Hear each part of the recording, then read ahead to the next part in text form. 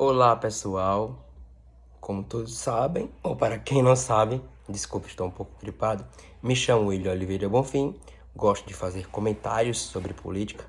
Havia prometido esquecer este assunto, mas confesso que não consigo.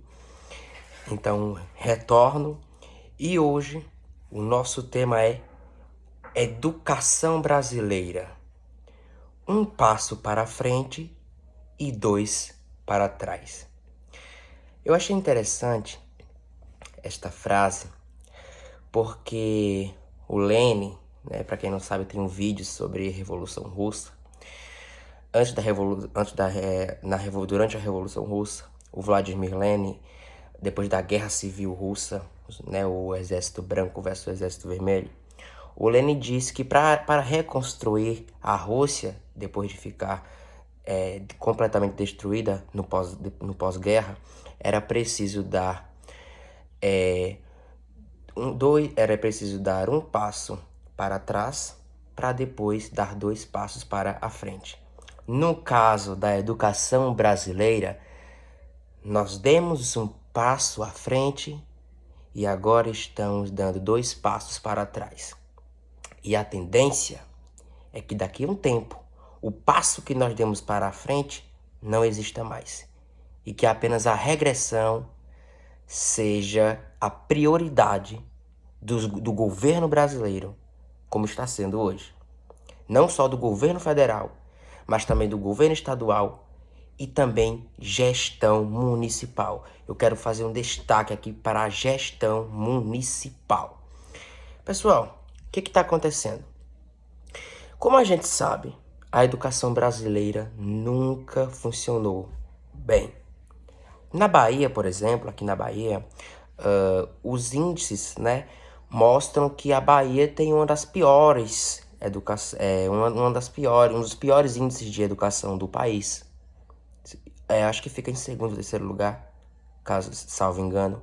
Mas a Bahia é um estado que tem uma educação péssima, índices horríveis, horripilantes, que chegam a nos deixar assim de uma forma completamente chateados, obviamente, mas a gente fica sem acreditar que realmente isso aconteça, mas é a pura realidade.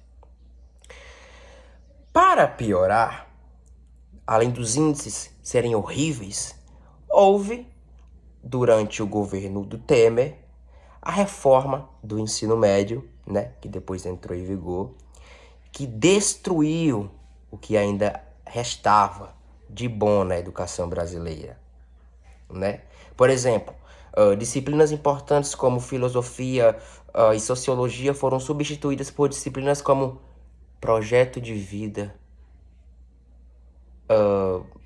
e outras metodologia do trabalho científico, empreendedorismo, quando a gente sabe que é tudo para destruir disciplinas importantes, né? Tudo isto, um projeto de poder, um projeto político para impedir que os estudantes, né, futuros profissionais, tenham aí a mente aberta, como costumamos dizer, uma mente crítica, como por exemplo eu tenho. Eu quero dizer para vocês que o que está acontecendo no país em relação à educação, aos terríveis indicadores educacionais, não é, como que eu posso explicar? Não é negligência governamental. É arquitetado, é articulado, é projeto político, é o projeto da política brasileira. A política brasileira não quer que você pense, não quer que você seja crítico. Então ela destrói a educação. E o pior, o que é muito mais, caramba, que é interessante a forma como os terríveis governos petistas daqui da Bahia, né, principalmente o atual do Jerônimo, que está sendo o pior de todos, muito pior do que o do Jacques, muito pior do que o do Rui, né? Mas, de modo geral, nenhum prestou. Nenhum governo petista colaborou para que realmente a educação funcionasse na Bahia. E o do Jerônimo Rodrigues é o pior de todos, entre os outros, até agora. O que acontece? O governo do estado, para quem não sabe, tem um projeto político que, de certa forma, entre muitas aspas, eles priorizam os alunos da educação brasileira e a educação do nosso estado, especificamente, já que estamos falando da Bahia. Mas não há prioridade alguma. A prioridade é formar mão de obra barata, com manipulação nos números da educação, para fazer com que você, cidadão, mãe, pai do seu filho, acredite que aquilo realmente está indo para frente, que está funcionando, quando na verdade não está. Exemplos.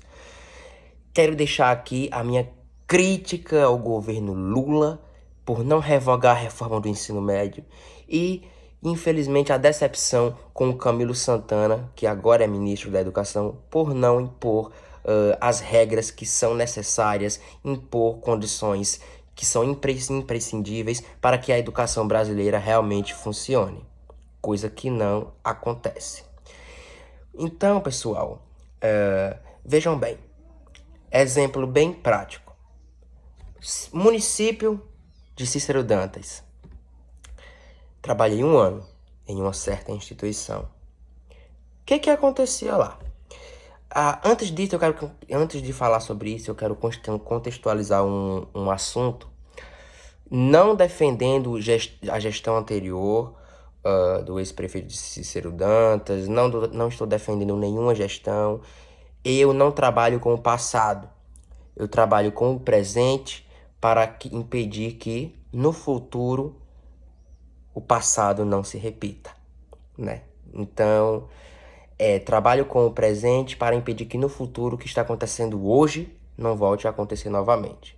Vejam bem, na minha época em que eu estudava, até quem não queria nada da vida, até os alunos que não se interessavam em fazer as suas atividades, em realizar as avaliações, no fim do ano tinham um compromisso com a educação. Vocês acreditam nisso? Mas sabe por que tinham? Porque ali ela funcionava. Porque ou você estudava, ou você repetiria. Sim. Uma avaliação valia 5 pontos. Às vezes, o professor poderia... Às vezes não. O professor tinha a autonomia de escolher o que ele queria passar. Teste ou um trabalho valendo 3 pontos no seminário. E às vezes perguntava para nós alunos, vocês querem o teste ou o trabalho? Vale 3 pontos, avaliação 5. Mais 2 pontos, participação e comportamento dentro da sala de aula, né? Fechando, totalizando aí 10 pontos. Se o aluno não atingisse os 5 pontos, tinha uma recuperação paralela, uma segunda chance para ele. Se ele não conseguisse atingir aquela pontuação na paralela, ficaria com nota vermelha, né? Uma nota menor que a necessária, no caso 5 pontos, metade de 10. Se aquilo continuasse, chegasse o fim do ano e o aluno não tivesse capacidade de passar, sabe o que acontecia na época, pessoal? Tinha provão. Se o aluno tivesse ficado... Eram 4 unidades na época, né? Agora são 3. Na época eram 4. Se o aluno tivesse perdido na primeira, não tivesse conseguido recuperar o necessário durante as próximas, né? As seguintes unidades curriculares, o que acontecia? Ele ia fazer um provão com 10 questões, né? Que no caso seriam 10 questões de uma avaliação normal. Se ele tivesse ficado em 2 unidades, tivesse repetido, reprovado, ele faria um provão com 20. 3 unidades, um provão com 30 questões. 4 unidades, um provão com 40 questões. E ele se esforçava. E conseguia. porque sabia que se não fizesse aquilo, se não passasse no provão, iria para o conselho de classe. No conselho de classe, os professores votavam, né, nos alunos. E o que era mais interessante que eu achava, pessoal, que os alunos tinham medo do conselho de classe porque realmente os professores votavam e eu quero votar neste aluno porque ele teve um bom desempenho, por mais que não tenha conseguido atingir a nota, ele se esforçou, que foi evidente. E tem o professor que falava, eu não vou votar neste aluno porque ele não se esforçou, não contribuiu, ponto. E aí colocavam lá na parede do colégio o resultado do conselho de classe, né? Os nomes dos que haviam sido aprovados. Aqueles nomes que não estavam no cartaz colocado, significava que eles não tinham sido aprovados e iriam repetir aquele ano, né? Aquela série. E aí eu juro pra vocês, eu sou uma pessoa de humanas, eu não sou de exatas. E eu detestava matemática. E aí eu tenho uma amiga, a gente não tem contato assim, mas eu tinha uma amiga que ela também odiava matemática. E aí a gente conversava muito sobre isso, né? E aí eu consegui passar. Não com nota muito boa, mas dava graças a Deus. Por que que eu dava, gente? Porque aquilo era a realidade. O aluno ficava feliz em passar, principalmente nas disciplinas em que ele tinha dificuldade, porque ele sabia que se ele não passasse, ele iria para a paralela. Se não passasse na paralela, ia para o provão. Se não fosse provão, conselho de classe poderia repetir de ano. E a gente ficava feliz em passar, porque a gente sabia que ali funcionava. E a minha colega, que também tinha dificuldade em matemática, foi, se eu não me engano, para o provão de matemática. E aí eu falei, caramba, ela vai repetir, ela vai pro conselho. E ela tirou uma nota excelente no provão de matemática. Porque depois eu vi, quando ela recebeu a nota, e eu fiquei assim, eu nunca esqueço, fiquei, caramba, sabe? Ela fazendo os cálculos, é porque realmente havia estudado para passar. E eu fiquei impressionado com aquilo. Porque ali sim, se provou que quando o aluno quer, ele consegue. Eu concordo que o aluno tem que fazer sua parte, tem que estudar sim para passar. Mas eu também concordo que é um absurdo o que o sistema faz. Porque o sistema engana. Escolas municipais recebendo certificados porque foram as escolas que ficaram em primeiro e segundo lugar e que mais reclassificaram alunos na rede municipal de ensino daquela localidade. Aí eu fica o questionamento, fica a minha pergunta. Em que sentido é positivo você pegar um aluno que mal sabe ler, mal sabe escrever, não sabe o que é uma raiz quadrada e reclassificá-lo do sexto para o oitavo? Ou do sétimo para o nono, sem um aluno para um aluno que não consegue compreender o básico do básico, o que é como se usa uma vírgula, pontuação, como eu já havia dito, raiz quadrada, e reclassificam. Quando reclassificam estes alunos, né, o que acontece? Vem ali o relatório, que já é tudo arquitetado. Não estou falando apenas do município. Eu estou criticando o sistema. Eu estou criticando a escala. Governo federal, governo estadual, gestão municipal. Porque o governo federal está fracassando. É um fracasso total na educação brasileira. Desde o governo Temer ao governo Lula 3. Fracasso total na educação brasileira. O atual presidente Lula não tem dado esperança de melhorias na educação, pelo que eu acompanho. O ex-presidente Bolsonaro, muito pior. O que ele pôde acabar, destruir, ele conseguiu. Destruiu muita coisa, né? O Temer com a reforma do ensino médio dele, como eu já havia explicado antes, também acabou com tudo, substituindo disciplinas importantes por coisas nada a ver. E aí vem a gestão municipal. Vem a gestão municipal dizendo, ó, que maravilha.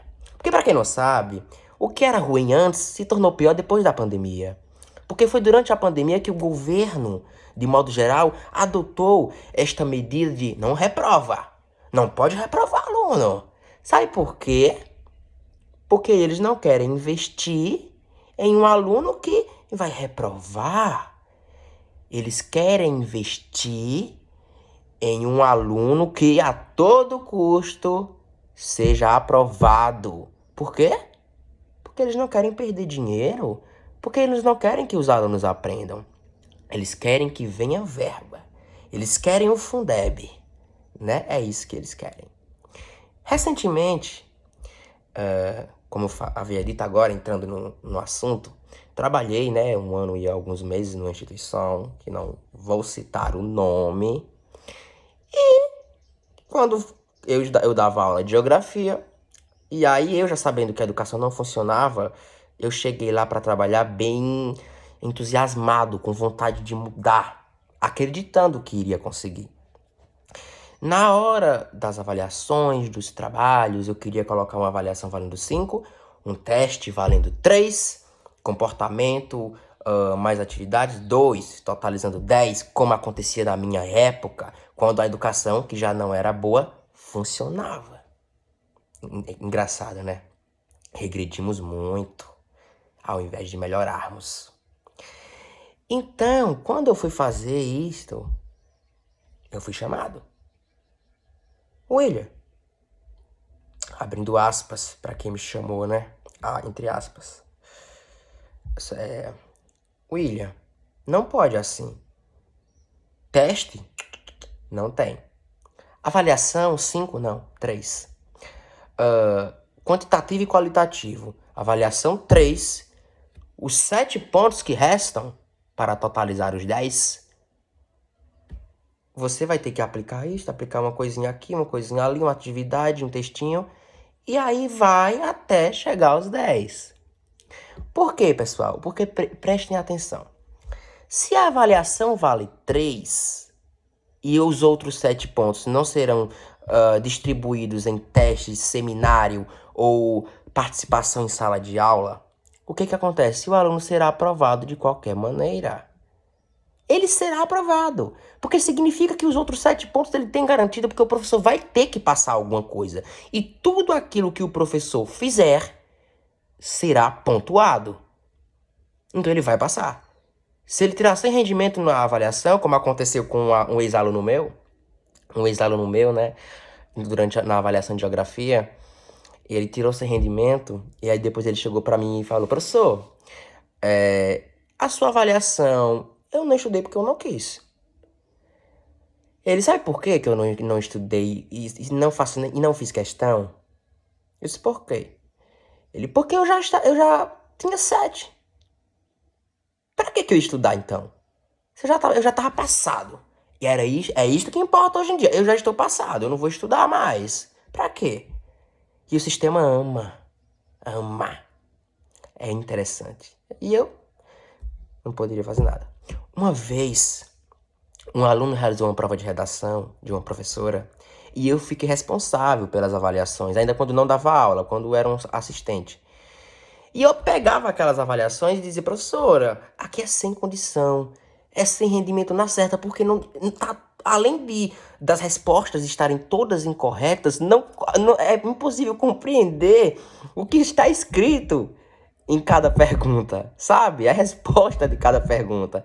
E aí ela olhou para mim e disse, William, não, aqui a gente vai ter que aproveitar o que a gente puder daqui, porque o sistema é assim. E é no Brasil inteiro, gente. Mas o que me incomoda é que gostam disso, é que não questionam, é que este ensino pós-crítico, na verdade, é uma forma de ensino que forma mão de obra barata e quer que continuemos sendo aí escravos do sistema. É isto que o pós-crítico quer. Não estou defendendo de forma alguma o ensino tradicional de antigamente, mas, obviamente, mudanças devem ser realizadas no ensino atual, no atual modelo de educação. Esta é a minha crítica. Sabe por que esta é a minha crítica? Porque eu não aguento mais assistir que acompanha, é importante acompanhar, assistir as entrevistas de prefeito, de secretário, de professor, de diretor, de coordenador, mentindo na maior cara de pau. São falaciosos. Como se a educação realmente funcionasse, não funciona. Vi uma certa publicação dizendo que o município aí vai receber alguns recursos e benefícios porque foi um dos municípios que mais se destacou entre os outros em relação aos indicadores educacionais. Que o IDEB, ó, lá em cima, maravilhoso. Quando na verdade é tudo mentira. É manipulado, gente. Como é que não sobe? Como é que não vai subir? Uma avaliação valendo 3. Se ele zerar, tem 7 pontos garantidos. E o aluno ainda não pode tirar esse rendimento na avaliação, não. Se ele tirar esse rendimento, a gente tem que colocar ali pelo menos meio ponto. 0,5, 5 décimos. Mas 0, de forma alguma. 6, 7. 5 ainda tá pouco. Ele tem que tirar pelo menos 6, 7, no mínimo. Né? 6, 7 no mínimo. E eu acho isso uma injustiça com quem estuda de verdade. Porque quando eu trabalhava, ensinava, tinha alunos, não, obviamente não menosprezando os demais, porque são todos bons. Eu via isso, os alunos são incríveis, eles são bons. Mas o sistema deixa eles mal acostumados. Entende? É o que acontece. Eu não estou falando isso somente em relação a eles, não. Em relação a mim também. Porque se eu estou, por mais que seja um aluno dedicado e inteligente, que gosta de estudar, se eu estou em uma instituição em que ela está fadada ao fracasso e quer fracassar os seus alunos, eu vou ficar mal acostumado, eu ficarei mal acostumado. Sabe por que eu vou dizer? Não vou dar tanta importância para isso, então, porque eu sei que eu vou passar. Infelizmente, a realidade. Por mais que o aluno seja bom, capacitado, que todos são inteligentes, o aluno fica mal acostumado, sim. É a pura realidade. Não é só aqui, é no Brasil inteiro que vem acontecendo isso.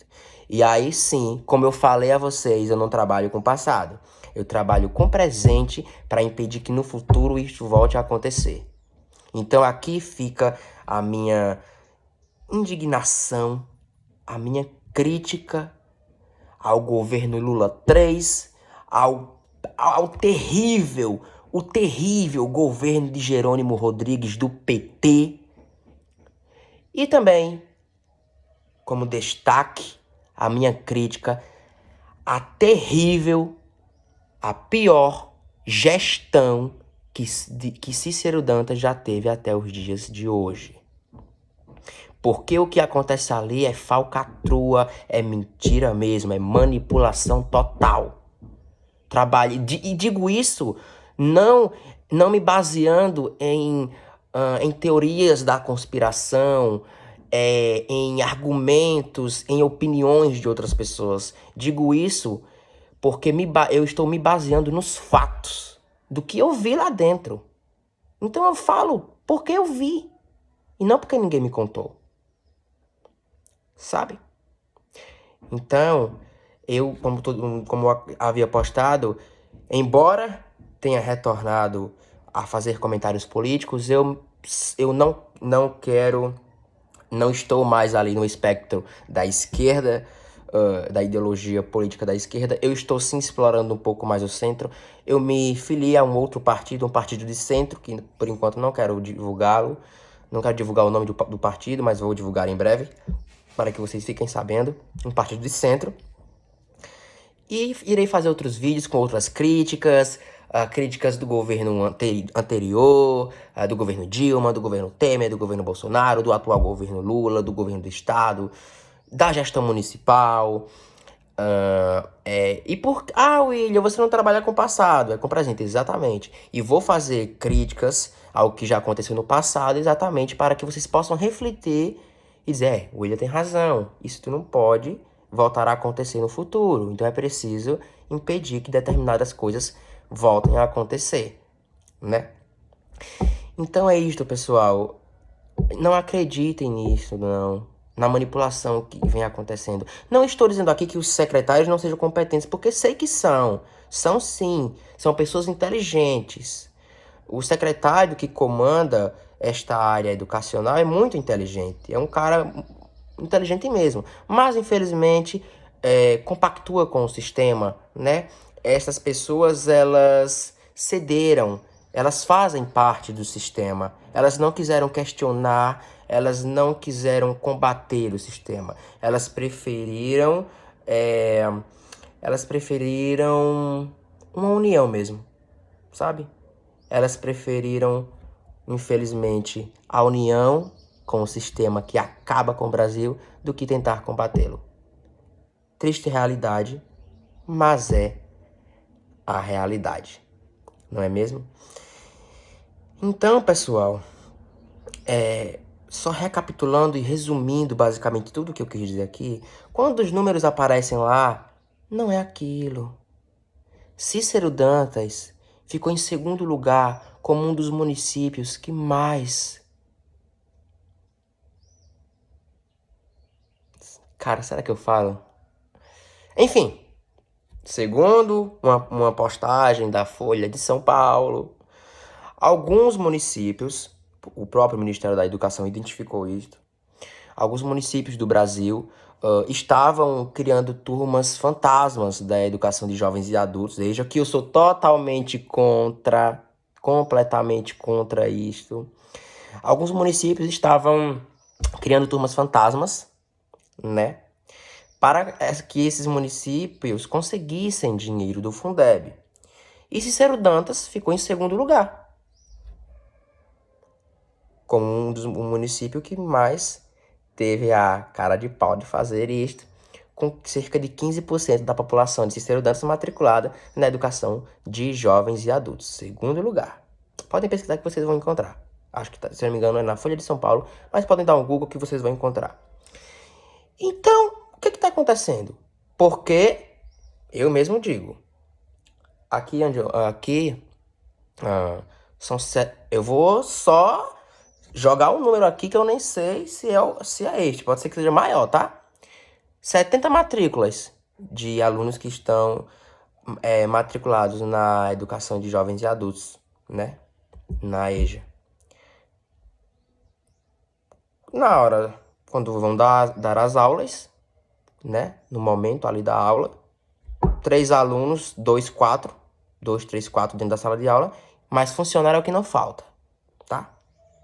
Funcionário é o que não falta. Inclusive, quando vão tirar as fotos, até os funcionários precisam encostar ou chamar um fulano que tá passando no meio da rua para dar a impressão de que tem muita gente, quando na verdade não tem ninguém.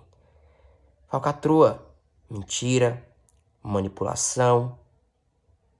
E sabe o pior de tudo? Fazer você, eleitor, de palhaço. Nós, de palhaços. O padre Júlio Lancelotti disse uma coisa que eu amei. O padre Júlio, como todo mundo sabe, é um padre esquerdista, né, muito bom, que ajuda os mais pobres, ajuda pessoas em situação de rua, que inclusive, para quem não sabe, ele inclusive distribui até sabonetes, alimentos para as pessoas em situação de rua. Ele falou uma coisa que é muito interessante, ele falou assim, que ele já sabia que ele ia perder, que ele ia fracassar, mas que ele vai continuar ajudando, porque o objetivo dele não é vencer, e sim ajudar. E ele disse o seguinte, que eu amei. Ele falou o seguinte: neste sistema, quem não se junta a ele, quem não cede ao sistema, está fadado ao fracasso. Você vai fracassar de todo jeito se você não ceder ao sistema. E por isso que eu fracassei. E continuarei fracassando, mas nunca deixarei de lutar. porque os meus questionamentos continuarão e ninguém vai me impedir de falar sobre isso. Ninguém. Por isso que acabei saindo da instituição. Pedi demissão. Porque eu não concordo com a falcatrua que acontece, com as falácias, com a mentira. E quando eu falo da atual gestão, pessoal, não é dizendo que não aconteceu nas anteriores e que não vai acontecer na próxima, né? Provavelmente. Porque eu não estou falando simples, só da gestão. Vocês estão me compreendem, né? Vocês compreendem o que eu estou querendo dizer. Eu estou falando do sistema em si e que a gestão gosta. Que o governo do estado gosta. Entendem? Então é isto. Espero que tenham gostado do vídeo. E fica aqui a minha indignação. Eu tinha que falar alguma coisa. Lula, decepção total com você em relação à educação, porque outras coisas... Não me arrependo de ter votado no Lula, gente. Jamais votaria novamente. Campanha seria a mesma, porque era um democrata versus um fascista, alguém da extrema-direita, né? O Jair Bolsonaro. Jerônimo Rodrigues. Pra você não é nem nota 0, é nota dó. Prefeito de Cícero Dantas. Fiz uma enorme campanha pra ti. Não quis nada em troca.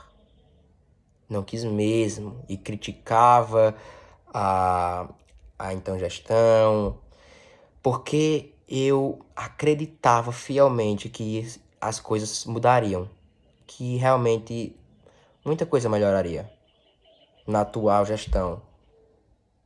Decepção total. 2 eleições, né? Fui eleito e reeleito. E, infelizmente, todas as expectativas que eu criei, nada do que eu pensei que fosse acontecer, aconteceu. As expectativas foram todas por água abaixo. Então, fica aí a nota 0 para você também. E quero finalizar o vídeo dizendo que a esperança é a última que morre. Um abraço.